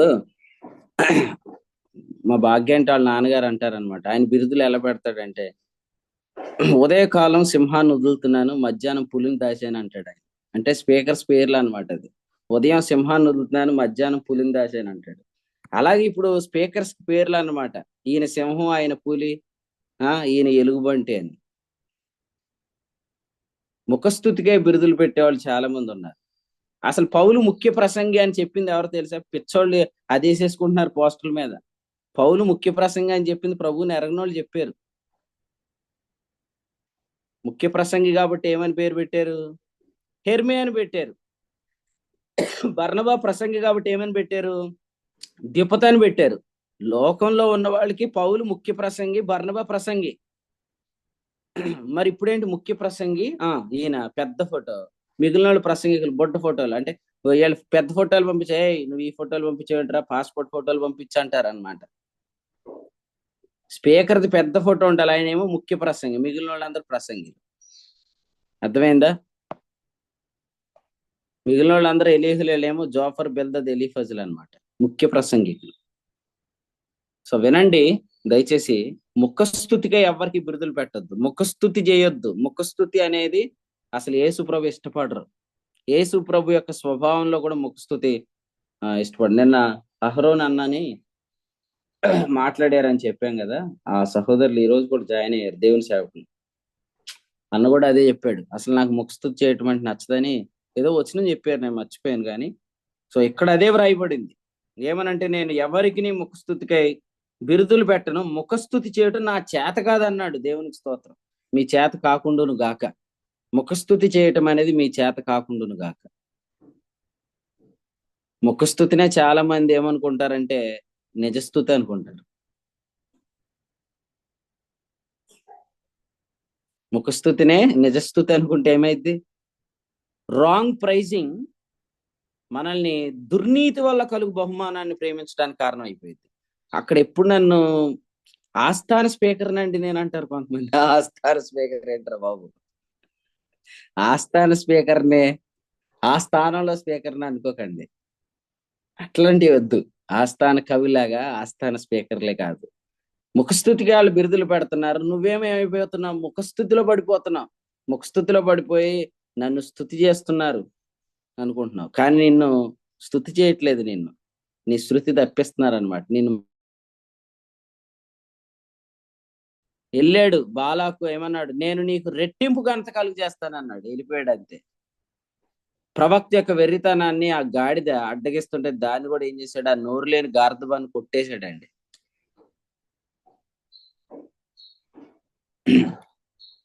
ఇది చెప్పకూడదు అనుకున్నాం కానీ చెప్తున్నాను, మీరు ఎవరు భయపడకండి. రాత్రి మేము వస్తున్నప్పుడు మా కళ్ళ ముందు చాలా ఒక పెద్ద యాక్సిడెంట్ అయింది అనమాట.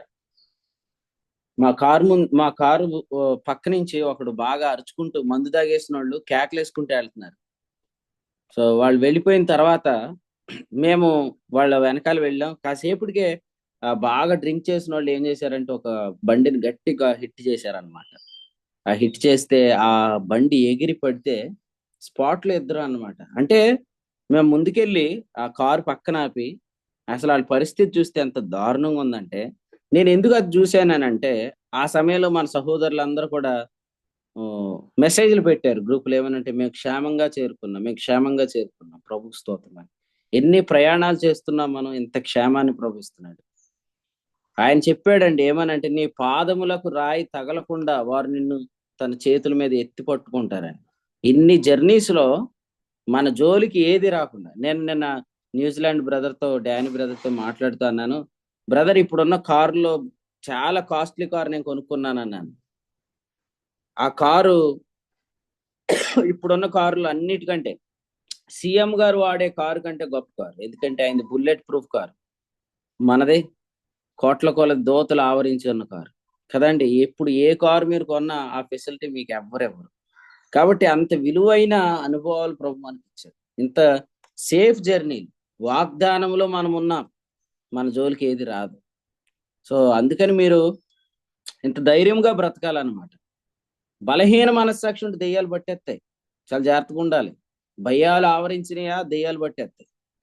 లూకాసు వార్త 13వ అధ్యాయంలో దెయ్యం ఎందుకు పట్టింది ఆ స్త్రీని? ఎందుకంటే ఆమె నడుము ఆల్రెడీ వంగిపోయింది. మీరు మానసికంగా కృంగిపోయి నాకు ఏదో అయిపోతుంది అంటే దెయ్యం పట్టేస్తుంది. మిమ్మల్ని పట్టాల్సిన దెయ్యం కాదు. ఎందుకంటే మీరు దేవుని ఆత్మలో మీరు ముద్రించబడ్డారు. మీ యందు దేవుని ఆత్మ ముద్రించబడింది. మీరు ఆయనలో, ఆయన మీలో ముద్రించబడ్డాడు. దేనికి భయపడద్దు. పిరికితనము గల ఆత్మ ప్రభు మనకి ఇలా రోమ 8:15 అది చూసిన కాడి నుంచి నిద్ర పట్టిద్దేక అప్పుడు దాకా లేని జాగ్రత్తలు. చూసుకో జాగ్రత్తగా తీసుకో, పక్కకి వెనకాల ఏమైనా అవుతుంది చూసుకో, ముందు ఇప్పుడు దాకా బాగా నిద్రపోతారు గురక పెట్టి. ఇప్పుడు ఎలాంటివి చూసారంటే ఇంకా చెప్తారు, చూడు బండి వచ్చేస్తుంది అంటారు. ఎందుకంటే భయాలు, ఆ భయాలు ఉంటే పట్టేస్తాయి. అసలు మనకు వాగ్దానాలు ఉన్నాయండి. మనకు భయాలు కాదు ఉండాల్సినవి, మనకు వాగ్దానాలు ఉన్నాయి. అత్యధికములు ఇప్పుడు నేను ఎలా అంటాను, వచ్చే సంవత్సరం మన మినిస్ట్రీని ఒక లెవెల్కి ప్రభు తీసుకెళ్ళబోతున్నాడు అనే వాగ్దానం ఉన్నప్పుడు ఈ మధ్యలో నువ్వు ఎలా పోతావు? మా అమ్మ రాగానే అసలు అక్కడ ఉండగానే జాకబుకు ఫోన్ చేసింది. జాకబు వెళ్ళిపోయావా అని చేసింది. ఇదేంట్రా ఫోన్ చేసింది అనుకో, ఎందుకంటే వాళ్ళ తమ్ముడు అద్దరికి చేరాక ఇంకా చేరలేదా అని భయం. ఏదైనా జరిగితే ఎంత భయమో. ప్రభు ప్రతి భయం నుంచి మిమ్మల్ని విడుదల కలిగించును గాక. ప్రేమ ప్రతి భయాన్ని వెళ్ళగొట్టిద్దండి. యోహాను 1:14-18. అసలు మన ఎడల దేవుని ప్రేమ ఏందనుకున్నారు? బోల్డని వాగ్దానాలు. ఇవన్నీ నెరవేరకుండా ఎలా తీసిపోతాడండి? లారీ వాడు మీదకి వచ్చేస్తున్నాడు అనుకోండి, ప్రభు ఏమంటే ఉండరా బాబు, నేను కైసరి ఎదుటి నిలబెడతానని నన్ను పక్కకి వెళ్ళిపోమంటాడు. అంతే, అది మీదకి వచ్చిన పక్కకు పోతుంది. ఎన్ని జాగ్రత్తలు చెప్తారు. ఏమని? మనం చాలా జాగ్రత్తగా వెళ్ళినా ఎదుటివాడు ఎలా వస్తాడో తెలియదు. అవును, ఎలా వస్తాడో తెలియదు. మనం ఏం చేయగలం? మనం ఏం చేయలేం. మనకు రుణపత్రాన్ని అడ్డం లేకుండా ఎత్తిపడేసినోడే మన మీదకి వచ్చి నేను అడ్డం లేకుండా ఎత్తిపడేస్తాడు. కాబట్టి అడ్డం లేకుండా ఎత్తిపడేసే ప్రభు ఉండగా మనం ఏదో అయిపోద్దని భయం అసలు అవసరం లేదు. జకరియా గారు డ్రైవ్ చేసే బండి మీరు చూసారా? చూడలేదా? ఏనా ఓసారి నువ్వు ఫోటో పెట్టు, ఎవరికి కావాలితే వాళ్ళకి. స్పోర్ట్స్ బైక్ నడుపుతాడండి ఆయన, పల్సర్. నా వయసు కలిగిన పిల్లోడు ఉన్నాడు ఆయనకి, ఆయన స్పోర్ట్స్ బైక్ నడుపుతాడు. ఆయనకి ఏ హాని జరగదు. ఎందుకంటే వాక్యంలో ఉంది, అపోస్తల కార్యాల గ్రంథంలో ఉంది 27వ అధ్యాయంలో, మీలో ఉన్న వారికి కానీ తల వెంట్రుకకు కానీ ఒక్క తల వెంట్రుకైనా రాలదు, ఒక్క హాని కూడా ఏది జరగదని ప్రభు చెప్పేశాడు. అంతే. అది మనం నమ్మాలి. వాగ్దానాలు మనకున్నాయి. కానీ ఈ రోజు చాలా మంది గాడిదలు లేదా చాలా మంది రథాలు మొర్రుతున్నాయన్నమాట. అంటే అవి వెళ్ళటానికి ఇష్టపడట్లేదు. ఎందుకంటే వీడు వెళ్తున్న ప్లేస్ రాంగ్ ప్లేస్ అన్నమాట. మీరు తప్పుడు ప్రయాణాలు చేస్తే దెబ్బలు తింటారు. జాగ్రత్త. గాడిదనెక్కి వెళ్ళిపోతున్నాడు. వెంటనే బిలాముకి చెప్పింది ఆ గాడిద, నువ్వు అక్కడికి వెళ్ళొద్దు, అక్కడికి వెళ్ళటం ద్వారా నువ్వు దేవుని ప్రజలకు నువ్వు అవమానం తీసుకొని వస్తావని చెప్పింది. అర్థమైందా? మీ గాడిదలన్నీ దేవుని పని కొరకే వాడబడును గాక, మీ గుర్రాలన్నీ దేవుని పని కొరకే వాడబడును గాక, మీ రథాలన్నీ ప్రభు మహిమ కొరకే వాడబడును గాక. అంతేగాని దేవుని ప్రజలను తరమటానికి రథాలు వేసుకొని వెళ్తే రథాలను ఏం చేశాడు? చక్రాలు ఊడిపోయేటట్టు చేశాడు. దేవుని ప్రజలను శపించడానికి వెళ్తే గాడిద ఏం చేసింది? అది ముందుకెళ్ళనని చెప్పి అది కూడా మాట్లాడడం స్టార్ట్ చేసింది కదా. మీ బండి మీతో మాట్లాడితే ఎలా ఉంటుంది చెప్పు ప్రశాంత్? నీ బండి నీతోటే మాట్లాడింది అనుకో, ఎంత బాగుంటది. ప్రశాంత్, ఏం చేస్తున్నావు నువ్వు అని బండి మాట్లాడాలి. బండి మాట్లాడినా కూడా వినేటట్టు లేరు. అంత వెర్రితనంలో ఉన్నారు చాలా మంది. వెళ్ళొద్దు, అక్కడికి వెళ్ళొద్దు. ముఖస్థుతి చేసే దగ్గరికి అసలు వెళ్ళొద్దు. కొంతకాలం మీరు తెలుసుకోలేరు.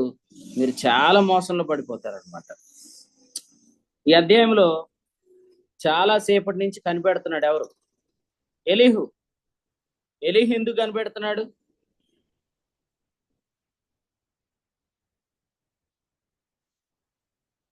ఎలీహు ఎందుకు కనిపెడుతున్నాడు? 4వ వచనం అండి. ఎలీహు కన్నా వాళ్ళు ఎక్కువ వయసు గలవారు కాబట్టి కనిపెడుతున్నాడు. కనిపెడుతున్నప్పుడు ఏం చేశాడు? వాస్తవం మీరు కనిపెడుతున్నప్పుడు ఏం చేస్తారో తెలియదు, కానీ ఈయన ఏం చేస్తున్నాడు తెలుసా? 12 మీరు చెప్పిన వాటికి బహు జాగ్రత్తగా చెవిచ్చి తిని అన్నాడు. అంటే ఇప్పుడు ఈ స్నేహితులు ఆరోపిస్తున్నప్పుడు యోబు కూడా తను ప్రత్యుత్తరం ఇస్తున్నప్పుడు అక్కడ ఎలీహు ఉన్నాడా లేడా? ఉన్నాడు. కానీ ఆయన టైం వచ్చేదాకా ఆయన మాట్లాడలేదు. చాలా సైలెంట్ గా వాళ్ళు ఏం మాట్లాడుతున్నారో విన్నాడు. మీరే చెప్పండి, మీకు సంగీత జ్ఞానం అంతా తెలుసు, వాడు ఇష్టం వచ్చిన రేంజ్ లో పాడేస్తున్నాడు అనుకుని మీరు ఊరుకోగలరా? ఏం చేస్తారు? ఆపండి అంటారు, అంటారంటారా? మీరు రాసిన పాటనే ఒక్కోసారి మీకు వింతగా వినిపిస్తారు. వినిపించరా? ఎరిగి తినై అనే పాట ఎర్రగను అయ్యి అన్నట్టు పాడితే ఎలా ఉంటదండి? అసలు ఆ పాట ఎరగను అన్నట్టు ఇష్టం వచ్చినట్టు. రాసినోడు అక్కడ ఉండగానే ఆడిని చంపేసి అంత గొప్పగా పాడేవాళ్ళు ఉంటారు. మరి ఏం చేస్తాం? అవన్నీ ఎలిగి చూస్తున్నాడు అనమాట. అసలు యోబేమో తన దేవుని కంటే నీతిమంతుడిగా అనేసుకుంటున్నాడు, వీళ్ళేమో ఆధారాలు లేకుండా ఆరోపణలు చేస్తున్నారు. అయినా నేను చిన్నోడిని కాబట్టి టైం వచ్చేదాకా చూశాడు. యేసు ప్రభు కూడా బరకేలు కుమారుడే. బరకేలు అంటే, బరక్ అంటే అర్థం ఏంటి? ఆశీర్వాదం అని అర్థం. ఏలు అంటే ఏంటి? దేవుడు. సో యేసు ప్రభు ఎవరు? దేవుని కుమారుడు.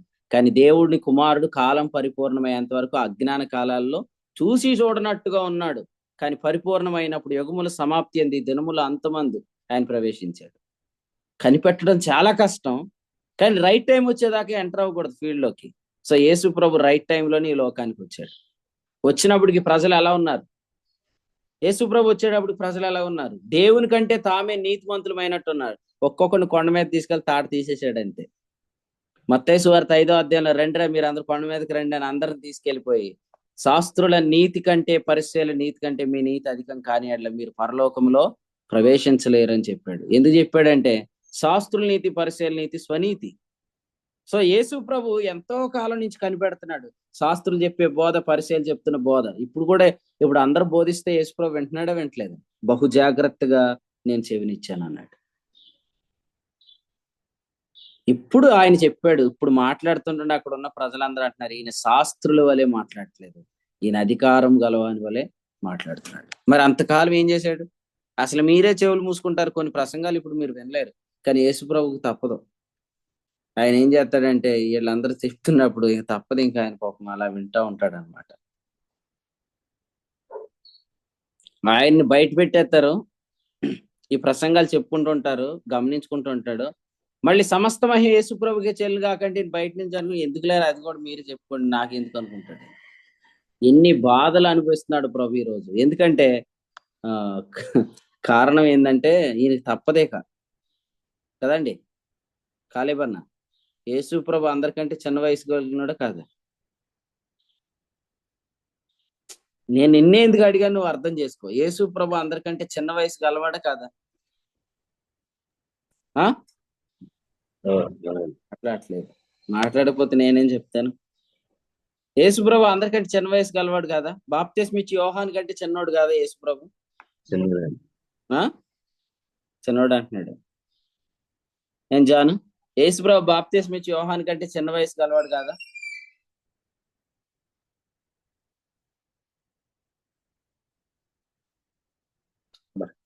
అంత తెలివైన వాళ్ళండి, చెప్తే దొరికిపోతాం అన్నట్టు సైలెంట్ గా భలే ఉంటారు నవ్వుతా. యేసు ప్రభు చాలా మంది కంటే చిన్న వయసు గలవాడు. ఎందుకంటే అబ్రహాము దినాల్లో గాని, దావీదు దినాల్లో గాని, దానియేలు దినాల్లో గాని, ప్రవక్తల దినాల్లో ఆయన రాలేదు. కాబట్టి వారికంటే చాలా చిన్న వయసు గలవాడు. కానీ అంత చిన్న వయసు గలవాడు వారందరికంటే ముందుగా ఉన్నాడు. ఆ విషయం అందరికి అర్థం అవ్వదు. కానీ అందుకు యోహాను అన్నాడు ఏమనంటే, నా వెనుక వస్తున్నాడు అంటే అర్థమేంటి? నా తర్వాత పుట్టాడు, కానీ ఆయన నాకంటే ముందటివాడు. అబ్రహాం ఏమన్నాడు? నీకు ఇంకా 50 సంవత్సరాలు లేవా, నీవు అబ్రహాం చూచితివా అంటే ఏమన్నాడు? అబ్రహాం పుట్టక ముందే నేను ఉన్నాను అన్నాడు.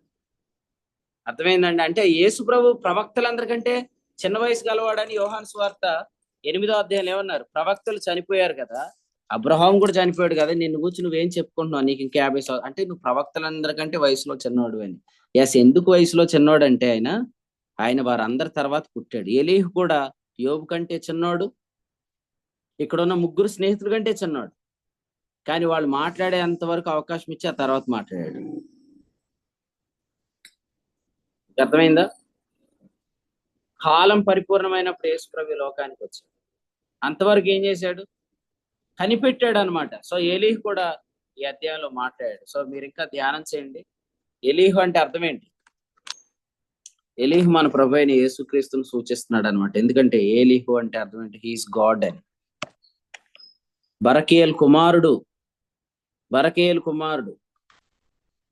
సో ఆయన ఇప్పుడు రాము వంశస్థుడు. ఇప్పుడు ప్రవేశించి, లేకపోతే ఇప్పుడు మాట్లాడటం స్టార్ట్ చేశాడు. సో యోబు మీద చాలా కోపంతో మాట్లాడాడు. ఎందుకంటే స్వనీతి మీద చాలా కోపగించాల్సిన అవసరం ఉందన్నమాట. యేసు ప్రభు కూడా శాస్త్రుల పరిచయాల మీద చాలా కోపంతో మాట్లాడేవాడు. అట్ ది సేమ్ టైం ఆయన ప్రజల మీద చాలా దయగా మాట్లాడాడు. మార్క్స్ వార్త 3వ అధ్యాయంలో ఆయన దుఃఖముతో కోపంతో స్వనీతి పరులతో మాట్లాడాడు. ఆ ఓచేయగలవాన్ని ఏమన్నాడు?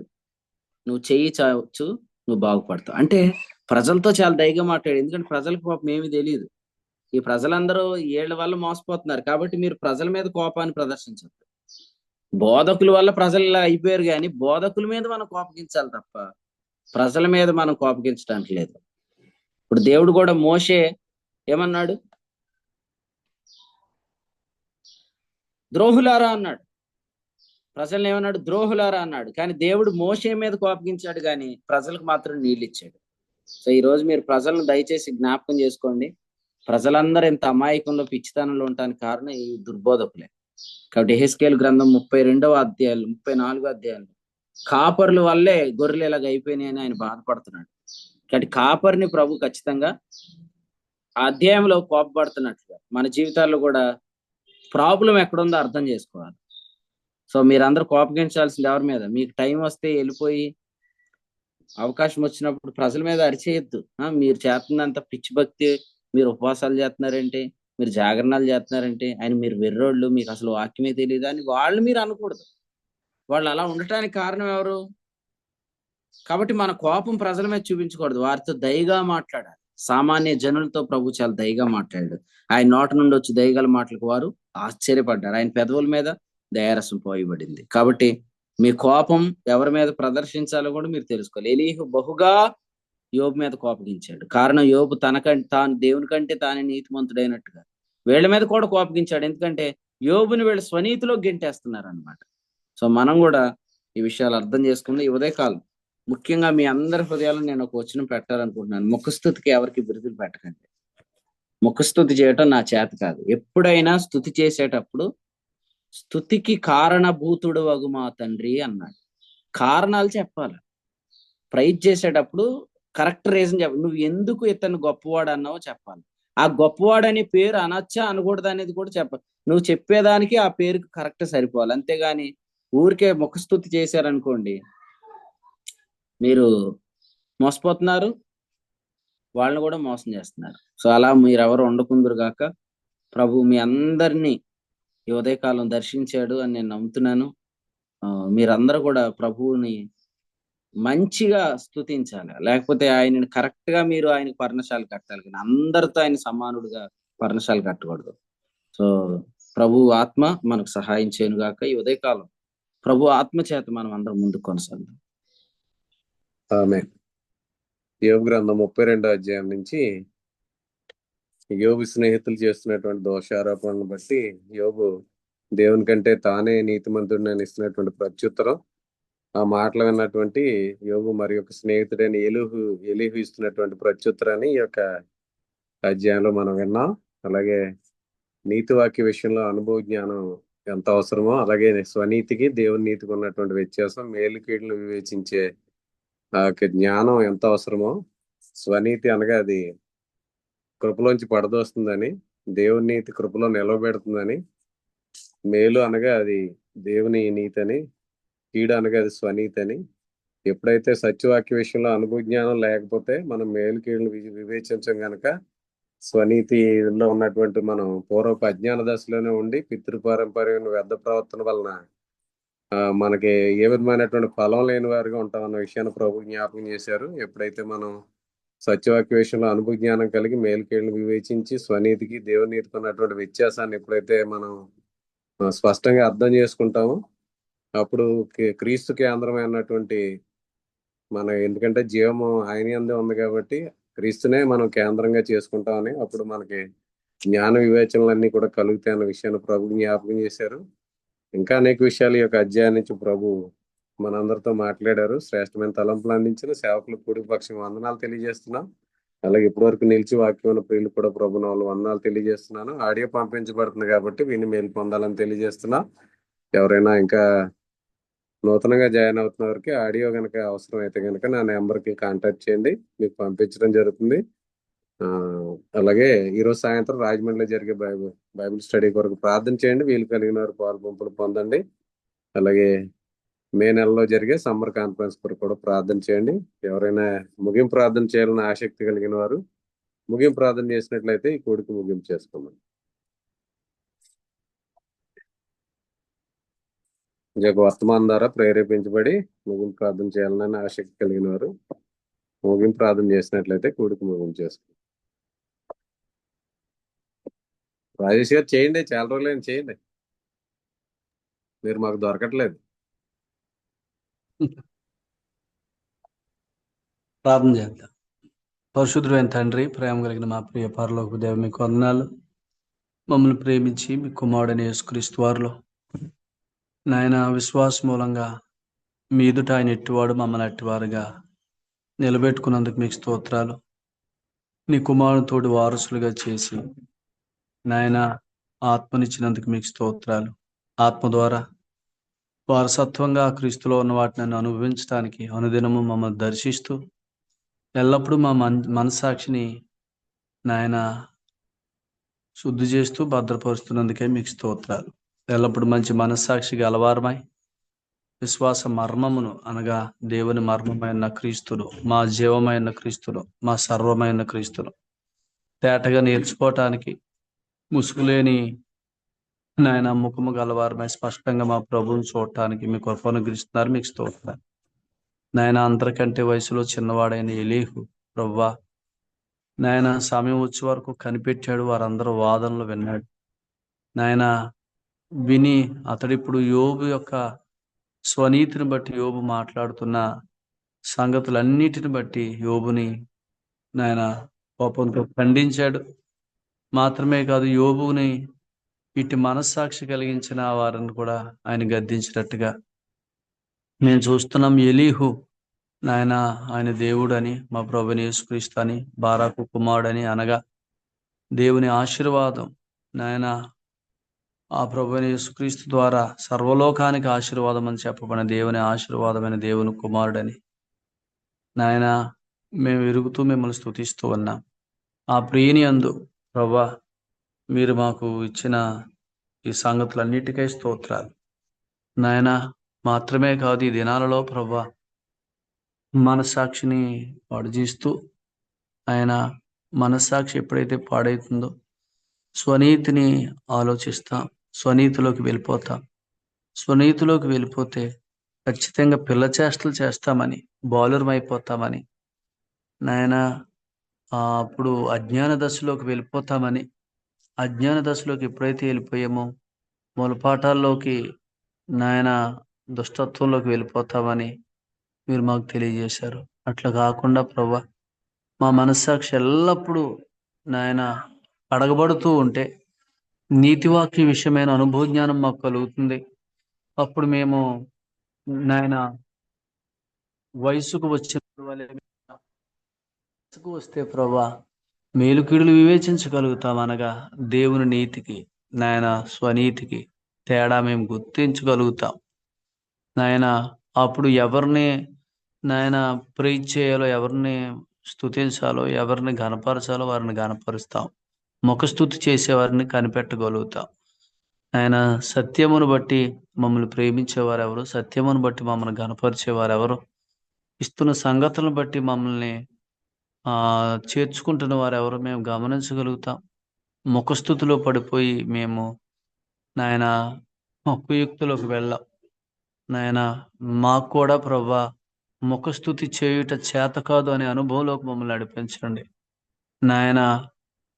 అనేక సార్లు మేము నాయన మరి ఆబ్లిగేషన్తో కూడా కొన్నిసార్లు అలా మాట్లాడుతున్నాం. అలాంటివి కూడా మాలో లేకుండా మీ కృపను మాకు అనుగ్రహిస్తున్నందుకే మీకు స్తోత్రాలు.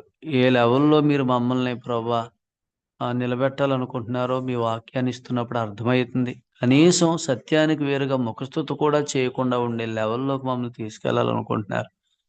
అటు మీ ప్రేమ, అటు మీ వాత్సల్యం మీరు అందిస్తున్న సంగతులను బట్టి కృతజ్ఞతలు చెల్లిస్తూ, మా ప్రియులందరిని బట్టి మీకే స్తోత్రాలు చెల్లిస్తూ, ప్రతి ఒక్కరిని దీవించమని, ఆస్వాదించమని, ఈ సంగతులను బట్టి సంతోషిస్తూ ధ్యానిస్తూ ఆకువాడని అనుభవంలో ఫలమిచ్చు చెట్లు వలె చేయనిదంతా సఫలమవుతుంది అనే ఒక ధైర్యంతో కూడిన జీవంలోనికి వారు మమ్మల్ని అందరినీ నడిపిస్తున్నందుకే స్తోత్రాలు చెల్లిస్తూ వీళ్ళందరికీ అటు అనుభవం దయచేయమని ఈ సేవకులైన మమ్మల్ని కూడా ప్రభా ఎక్కువగా ఎక్కడ చేరకూడదు అక్కడ చేరకుండా ఎక్కడ నిలబడాలి అక్కడ నిలబడుతూ ఎక్కడ నిలబడినా అక్కడ మిమ్మల్ని కూర్చున్న ప్రభా సంగతులు తేటగా మేము నిలబడిన చోట అనేకులకు మా ప్రకటన రక్షణార్థంగా పరిణమించినట్లుగా మీ కృప అనుగురించి మహిమ పొందమని మీ దాసుని బట్టి మీకు స్తోత్రాలు చెల్లిస్తూ ఒక గొప్ప సందేశంతో ప్రతిరోజు మా మధ్యకు మీరు వస్తున్నారు, అందుకు స్తోత్రాలు.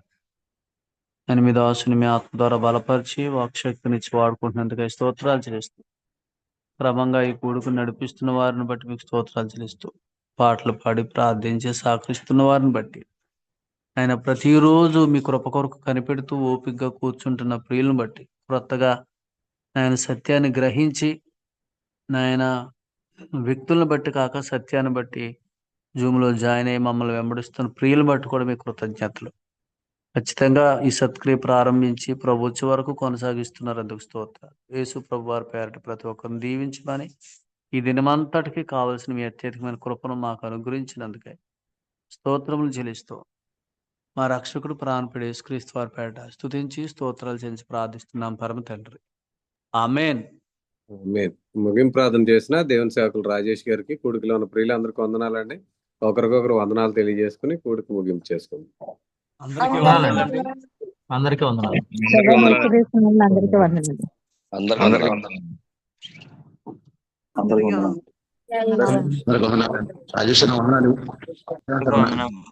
అన్నా వందనాలు.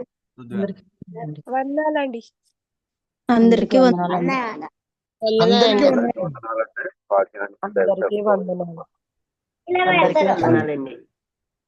వందనాలండి.